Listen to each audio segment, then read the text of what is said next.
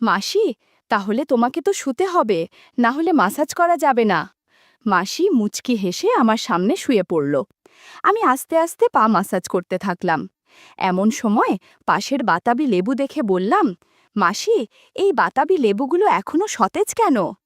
মাসি বলল, তোর মেশো লা খেয়ে রেখে দিয়েছে অনেক দিন, তাই এরকম। তুই চাইলে খেতে পারিস। সেদিন রাতের পর আর কি কি হয়েছিল তা কোনো দিনও ভুলব না। আমার নাম মিলন, ২২ বছরের এক যুবক, থাকি কলকাতাতে। যে মাসির কথা বলতে চলেছি তার নাম বুলা, থাকে পাঞ্জাবে। সম্পর্কে আমার নিজের মাসি নয়, আমার মামার শালি। এবার আসি মাসির বর্ণনাতে। মাসির বয়স ৩৩ বছর, এক পুত্র সন্তানের মা। গায়ের রং বেশ ফর্সা, মাথায় হালকা কোকড়ানো চুল পিঠের মাঝ পর্যন্ত নেমে গেছে। মাসির কাছে একজোড়া বাতাবি লেবু আর একটা সুবিধাল তরমুজ আছে, যেগুলো খুব সতেজ আর যে কেউ খেতে চাইবে। মুখের অবয়ব খানিকটা বিদ্যা বালানের মতো। মেশো অর্থাৎ মাসির বরের হাই সুগার, তাই এখন বেশ দুর্বল। মাসিকে দেখলেই বোঝা যায় মনের মধ্যে অনেক কামলা আছে। মাসি দ্বিতীয় সন্তান নিতে চাইলেও মেশো তা আর দিতে পারছে না। সেবার আমি কলেজ থেকে গেছি পাঞ্জাবে ভ্রমণে। আমার মামি বলল, যাচ্ছিস যখন তখন একবার মাসির ওখান থেকে ঘুরেই আসিস। মাসি তো সারাদিন একলা থাকে, তুই গেলে ভালো লাগবে। এরপর আমি যথারীতি গেলাম পাঞ্জাব। কয়েকটা জায়গায় ভ্রমণ করে চলে গেলাম মাসির ওখানে। আগেই মামি বলে দিয়েছিল আমার যাওয়ার কথা। গিয়ে বেল বাজালাম। কিছুক্ষণ পর দেখি মাসি দরজা খুলল। মাসিকে দেখে তো আমি অবাক। মাসি একটা হাতকাটা কুর্তি আর লেগিংস পরে আছে। কুর্তি টাইট হওয়ার কারণে বেশ ভালোই দেখাচ্ছিল মাসিকে। আমাকে দেখেই একদম জড়িয়ে ধরল আর বলল, মিলন, তোকে সেই ৬ বছর আগে দেখেছি, এখন একদম যুবক হয়ে গেছিস। মাসির সাথে হাই হ্যালো আলাপ করে নিলাম। এরপর মাসি আমাকে ফ্রেশ হয়ে নিতে বলল। আমি বাথরুমে গিয়ে মাসির কথাই ভাবছিলাম। মনের মধ্যে কেমন যেন এক অনুভূতি হচ্ছিল। যাই হোক, ফ্রেশ হয়ে কিছু খাবার খেয়ে নিলাম। অনেক জার্নি করার কারণে মাথা ধরে আছে, তাই খানিক ঘুমিয়েও নিলাম। হঠাৎ ঘুম ভাঙল মেশোর ডাকে। দেখি মেশো রোগা হয়ে গিয়েছে আর কেমন বয়স্ক লাগছে, যদিও মেশো মাসির থেকে ১২ বছরের বড়। আমি এরপর মেশোর সাথে গল্প জুড়ে দিলাম। মেশো ভালোই খুশি, আর আমি মাসির ছেলের সাথেও বেশ ভাব জমিয়ে ফেললাম। এরপর মাসি আমাদের ডিনারে ডাকল। দেখলাম মাসি একটা হাতকাটা নাইটি পরেছে। খাওয়া দাওয়া হয়ে গেলে আমি ঘুমোতে চলে গেলাম। কতক্ষণ ঘুমিয়েছি জানি না, হঠাৎ একটা মৃদু কণ্ঠে ঘুম ভেঙে গেল। আমার রুমের পাশেই মাসি আর মেশোর রুম। মাসির ছেলে ঘুমায় ওই পাশের একটা রুমে। আমি ভালো করে শোনার জন্য আস্তে করে রুম থেকে বের হয়ে দরজায় কান পাতলাম। শুনলাম মাসি মেশোকে কথা শোনাচ্ছে। মাসি বলছে, বুড়ো লোক, কিছুই তো পারো না, কোনো কাজটা ঠিকমতো করতে পেরেছ? তোমার জন্য এখন আমি আর নিজের কোনো শখ ইচ্ছা পূরণ করতে পারি না। মেশো বলছে, বুলা, আমি তোমাকে বলেছি, তুমি যদি আবারও মা হতে চাও তাহলে আইভিএফ এর সাহায্যে নিতে পারো। তখন মাসি জোরে বলে উঠল, এত কিছু করার সময় নেই। তখন মেশো বলল, তুমি তাহলে তোমার পছন্দ মতো কারো বাচ্চা দত্তক নাও। মাসি বলল, আমি দত্তক নেব না, আমি চললাম এখন রান্নাঘরে, যদি বেগুন দিয়ে কিছু করতে পারি। এই শুনেই আমি আবার আমার জায়গায় এসে শুয়ে পড়লাম। পরের দিন সকালে উঠে মেশোকে দেখতে না পেয়ে আমি মাসিকে জিজ্ঞেস করলাম যে, মাসি, মেশো কোথায়? তখন মাসি বলল যে মেশো কলকাতা গেছে আর ফিরবে ৭ দিন পর। আমি এই শুনে বললাম যে আমি এলাম আর মেশো চলে গেল, ধুর, ভালো লাগে না। মাসি বেশ রেগে গিয়ে বলল যে, তুই আমার জন্যই তো এসেছিস, তোর মেশোর জন্য তো নয়। আমি বললাম, হ্যাঁ মনে কিন্তু। মাসি বলল, কোনো কিন্তু নয়, তোকে আমি ৭ দিন ভালোভাবে সময় দেব, তোর কোনো চিন্তা নেই। আমি খুশি হয়ে বললাম, ঠিক আছে মাসি, তুমি যা বলবে তাই হবে।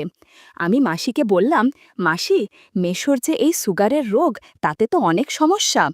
মাসি বলল, হ্যাঁ, তার যেমন সমস্যা আমার আরও বেশি সমস্যা। এই বয়স থেকেই না খেয়ে মরতে হবে মনে হচ্ছে।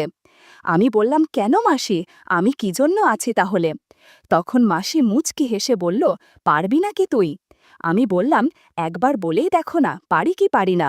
মাসি বলল, ঠিক আছে, আজ দুপুরে তোকে কয়েকটা কাজ দেব। যদি পারিস তাহলে বুঝবো তুই আমার সাহায্য করতে পারবি।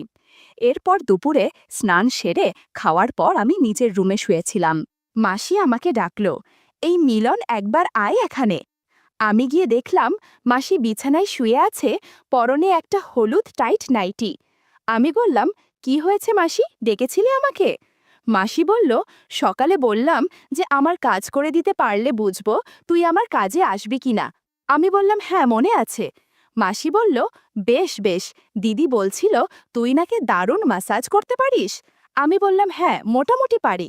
মাসি বলল, আমার পা ম্যাসাজ করে দে, সংসারের কাজ করতে করতে পা ব্যথা হয়ে গেছে। আমি আস্তে আস্তে পা ম্যাসাজ করতে থাকলাম। এমন সময় পাশের বাতাবি লেবু দেখে বললাম, মাসি, এই বাতাবি লেবুগুলো এখনো সতেজ কেন? মাসি বলল, তোর মেশো না খেয়ে রেখে দিয়েছে অনেক দিন, তাই এরকম, তুই চাইলে খেতে পারিস। আমি একদিকে ম্যাসাজ করছিলাম আর অন্যদিকে বাতাবি লেবু খাচ্ছিলাম। দারুণ সুস্বাদু বাতাবি লেবু দুটো। বন্ধুরা, তোমরা বুঝেছ তো কিসের কথা বলছি? ঘণ্টাখানেক ম্যাসাজ করার পর মাসি বলল, অনেক দিন পর এত ভালো লাগছে রে মিলন। তোর মেশোর বয়স হবার পর থেকে ম্যাসাজ করতে পারে না। আজ তুই আমার অনেক উপকার করেছিস। আমি বললাম, মাসি, আমি তোমাকে আশীর্বাদ করতে চাই যেন তুমি পোয়াতি হতে পারো। মাসি বলল, কি বলছিস এসব? তোর মেশো যদি কিছু বুঝতে পারে তাহলে সমস্যা হয়ে যাবে।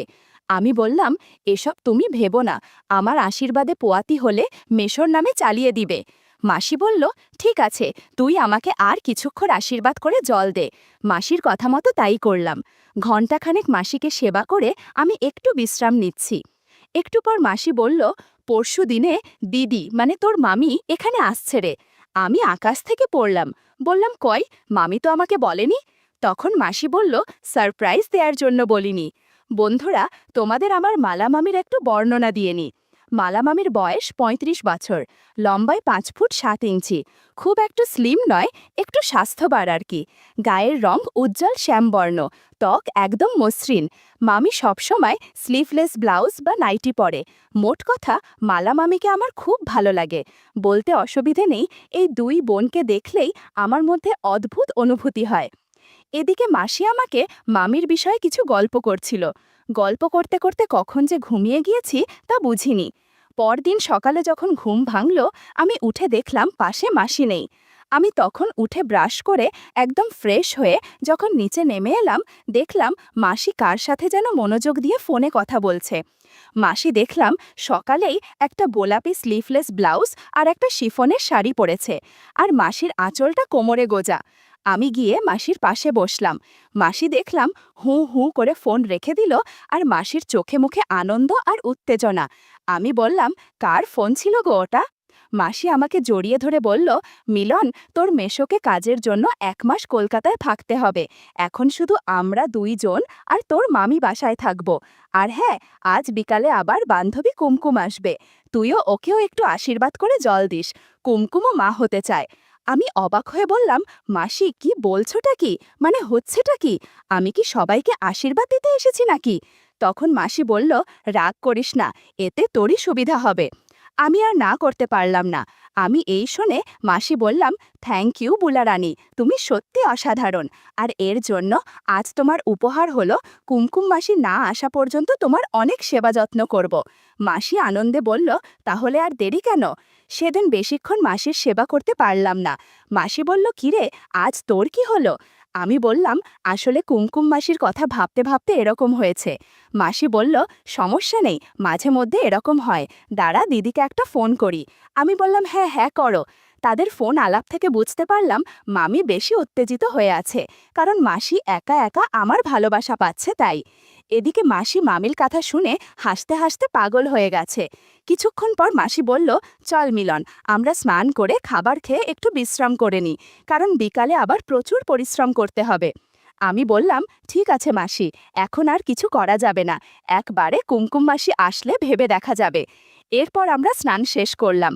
স্নান শেষে মাসি একটা গোলাপি স্লিভলেস নাইটি পরে আমাকে খেতে ডাকলো। আমি গিয়ে মাসির সাথে গল্প করতে করতে খাবার খেয়ে নিলাম।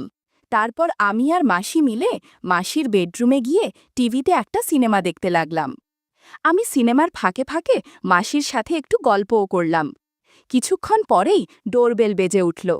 সঙ্গে সঙ্গে আমি চমকে উঠলাম। আর মাসি দেখলাম বিরক্ত হয়ে রাগে গনগনে হয়ে নাইটি ঠিক করে দরজা খুলতে গেল।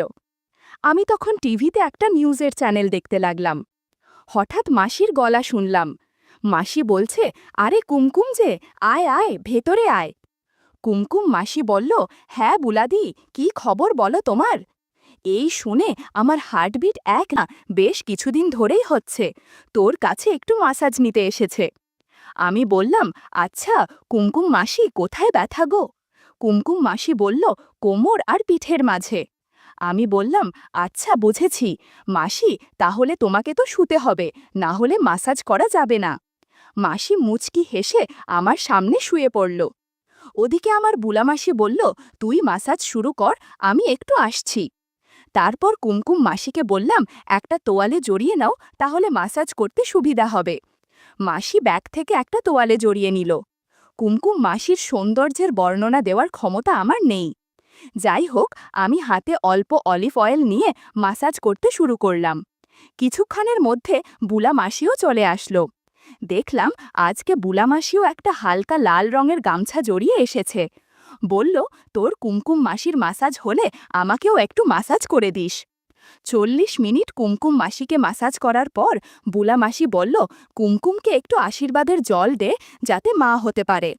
আমি শেষ সময়ে আশীর্বাদ করে কুমকুম মাসিকে জল দিলাম। এরপর বুলামাসি বলল, এখন আমাকে একটু মাসাজ করে দে, সংসারের কাজ করে অস্বস্তি লাগছে। বন্ধুরা, ইউটিউবের করা নিয়মের কারণে এসব ঘটনা সরাসরি বলা যাচ্ছে না। তোমরা কমেন্টে দেয়া লিংক থেকে আমার ওয়েবসাইট ভিজিট করো। সেখানে একদম মনের মতো গল্প দেয়া আছে, যেগুলো ইউটিউবে পাওয়া যায় না। ঘণ্টাখানেক বুমামাসিকে মাসাজ করে আমি বিশ্রাম নিলাম। এরপর যখন ঘুম ভাঙল, তখন ঘড়ির দিকে তাকিয়ে দেখলাম আমরা প্রায় 4 ঘন্টা ঘুমিয়েছি। তখনও বুলামাসি আর কুমকুম মাসি ঘুমোচ্ছে। আমি তাদের ডেকে উঠালাম, বললাম, তোমরা উঠে রেডি হয়ে নাও। বুলামাসিকে বললাম, মাসি জলদি করো, আর কিছুক্ষণ পরেই মালা মামির চলে আসবে। আমার বলতেই বুলামাসি জলদি উঠে সোজা বাথরুমে ঢুকে গেল। আর এদিকে আমি কুমকুম মাসিকে বললাম, কেমন লাগছে মাসি? কুমকুম মাসি বলল, অনেক দিন পর এত সতেজ লাগছে। আমি বললাম, কোনো চিন্তা নেই, মামি আসুক, তোমাদের 3 জনের সাথে অনেক গল্প করব। কুমকুম মাসি আমাকে বলল, না মিলন, আমি শুধু একা তোমার সাথে গল্প করতে চাই। আমি বললাম, কোনো সমস্যা নেই, তোমার বাড়ির ঠিকানা দিয়ে যাও, আমি সময় করে দিয়ে তোমার সাথে গল্প করে দিয়ে আসব। আমি যাব কাল না হলেও পরশু। তুমি শুধু লাল ব্লাউজ আর শাড়ি পরে থেকো প্লিজ, এই সাজে তোমাকে খুব আকর্ষণীয় মনে হয়। এরপর কুমকুম মাসি ফ্রেশ হয়ে জামাকাপড় পরে, বুলাদি এলাম গো। বুলা মাসিও বলল, হ্যাঁ আয় রে, আবার আসিস কিন্তু। কুমকুম বলল, কোনো চিন্তা নেই, আমি ঠিক আসব। কুমকুম মাসি চলে যাওয়ার মিনিট 10 পর বুলা মাসি ফ্রেশ হয়ে বেরোলো। বুলা মাসি একটা হালকা গোলাপি শাড়ি, নীল স্লিভলেস ব্লাউজ আর একটা পেটিকোট পরে আমায় বলল, চল মিলন, তোর দিদিকে নিয়ে আসি। আমি মাসির হাত ধরে হাঁটা দিলাম আর গিয়ে মাসির গাড়িতে উঠলাম। মাসি সোজা বিমানবন্দরের দিকে গাড়ি ছোটালো। আমরা 30 মিনিটের মধ্যেই পৌঁছে গেলাম। তারপর অপেক্ষা করতে লাগলাম মামির জন্য। ঘোষণা শুনলাম যে মামির প্লেন ল্যান্ড করেছে। মিনিট 10 পরে দেখলাম মামি হেঁটে আসছে। মামিকে দেখে অনেক আনন্দ হচ্ছিল, এই ভেবে যে আজ তার খবর আছে। মামি আমাদের দেখতে পেয়েই হাত তুলল। মাসিও ছুটে গেল মামির দিকে।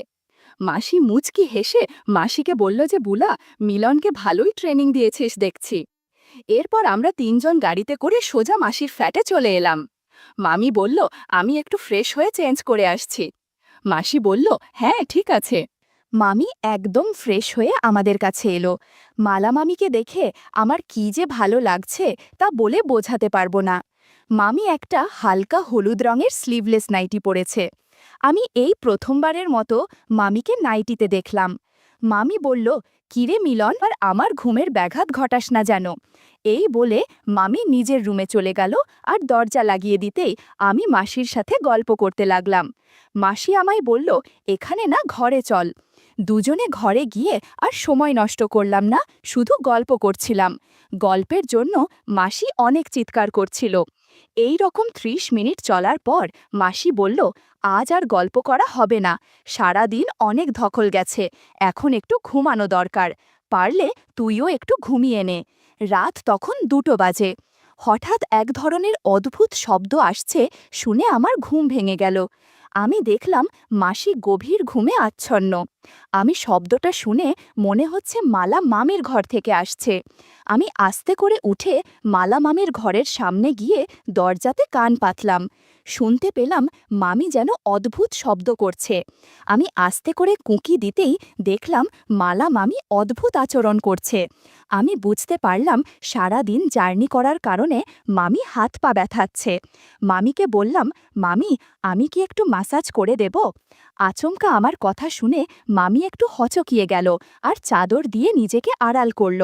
বললাম, ভয়ের কিছু নেই, আমি মিলন তোমার কষ্ট দূর করার জন্য এসেছি। মামি বলল, তুই একটু আমাকে মাসাজ করে দে, সারা দিন জার্নি করে অনেক ক্লান্ত লাগছে। আমি বললাম, তুমি চিন্তা করো না, আমি সব ঠিক করে দেব।